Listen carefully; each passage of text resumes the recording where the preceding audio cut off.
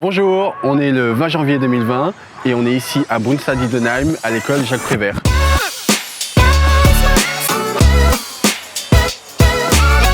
Alternative territoriale, qu'est-ce que c'est?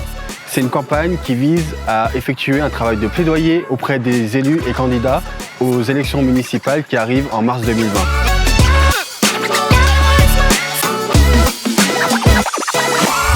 Notre objectif principal aujourd'hui, c'est que les candidats puissent se positionner clairement sur les sujets de l'alimentation bio, responsable et locale.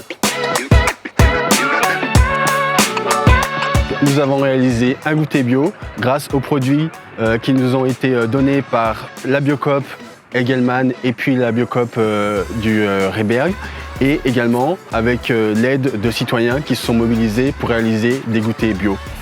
Allons maintenant à la rencontre des candidats et écouter leurs arguments sur ces sujets-là. Cette action menée donc par NVCOP 21 elle est primordiale. Elle est primordiale parce que sur tout le territoire de M2A, à la fois sur Mulhouse mais surtout aussi à l'échelle des 39 communes de Mulhouse-Alsace agglomération, il y a un enjeu qui est très fort, c'est la résilience alimentaire. Dans notre programme, on s'est engagé à ce qu'à terme, il y ait 2 repas, par exemple végétariens, sans viande, sans poisson, par semaine. C'est un objectif qu'on essaiera de tenir, qu'on essaiera de construire. Surtout, ce qu'on voudrait aussi, c'est être en lien avec les producteurs locaux pour les valoriser, pour justement avoir une filière locale de production alimentaire et une filière vertueuse en l'occurrence qui permettent aux enfants de bien manger, d'avoir du goût en bouche. Les pesticides c'est plus l'avenir. On veut développer le maraîchage, on veut développer l'agriculture raisonnée, on veut encourager nos agriculteurs qui aujourd'hui se saignent pour survivre à se reconvertir dans cette voie et justement à profiter des aubaines qu'on leur permettra de mettre en place. Je pense que nous, alors à l'échelle de Mulhouse, tout simplement, on pourrait déjà prendre un arrêté anti-pesticides.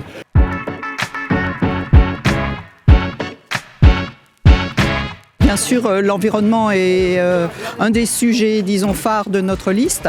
Et en plus, moi, en tant que diététicienne de formation, évidemment, je m'intéresse beaucoup à ce sujet. Le plus possible de bio et local, c'est une évidence.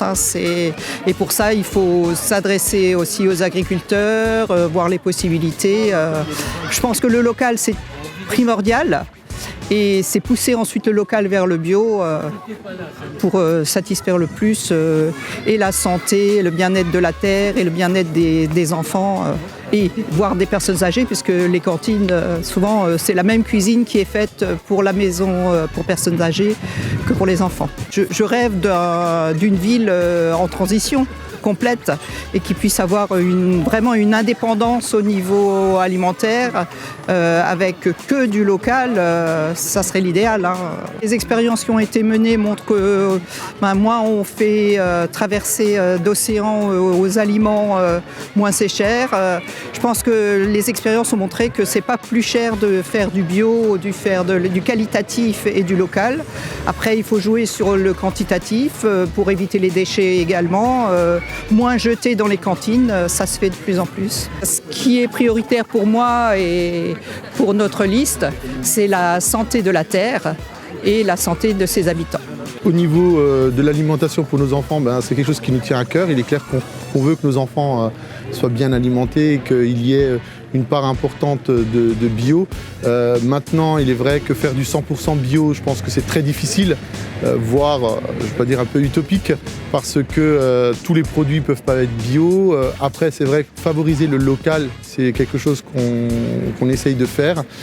Aujourd'hui, on travaille avec Sodexo, mais on est en train de voir pour établir un contrat avec une autre société qui s'implante maintenant et qui ouvre des nouvelles cuisines, parce qu'elle était saturée sur le parc des collines Zach de Diedenheim. Donc à ce niveau-là, elle va développer des nouvelles cuisines et pourra fournir effectivement nos écoles. Elle fournit déjà les écoles de Diedenheim et on voit que la qualité est vraiment différente par rapport aux écoles de Brunstad. Les enfants sont beaucoup plus contents, finissent plus facilement leur plateau et on pense vraiment développer de plus en plus ce genre d'approche. 100% bio, très difficile pour les entreprises, niveau coût, niveau facilité, mais en tout cas essayer de mettre la plus grande partie de bio, c'est vrai que c'est une priorité. Ce qu'on peut faire, on le fait, avec nos petits moyens. En tout cas, on peut compter, et j'ai remarqué vraiment, c'est très impressionnant, on peut compter sur nos habitants, on peut compter sur ces gens qui sont volontaires, bénévoles, qui ont des idées. C'est à nous, on ne peut pas tout faire, mais c'est à nous de les porter, c'est à nous de les pousser et c'est à nous de les aider à faire tout ça, quoi. Je trouve que cette action est très, très intéressante. Je suis très sensible au développement durable. D'ailleurs, mes collègues et moi-même partageons exactement cette même valeur. Ça permet également de se remettre en question au niveau de notre quotidien, au niveau de nos actions. Donc grâce à vous, on s'est un petit peu questionné par rapport à ça.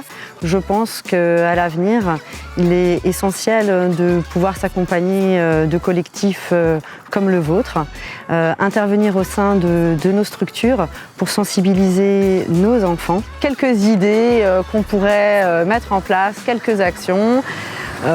Éventuellement repenser et revoir notre système de restauration et évidemment s'orienter vers un fournisseur de repas qui serait en mesure de nous apporter et de répondre à différents critères, notamment ces 50% voire plus de produits locaux et de produits bio dans les assiettes de nos enfants. Sensibiliser les enfants aux bienfaits d'une nourriture saine.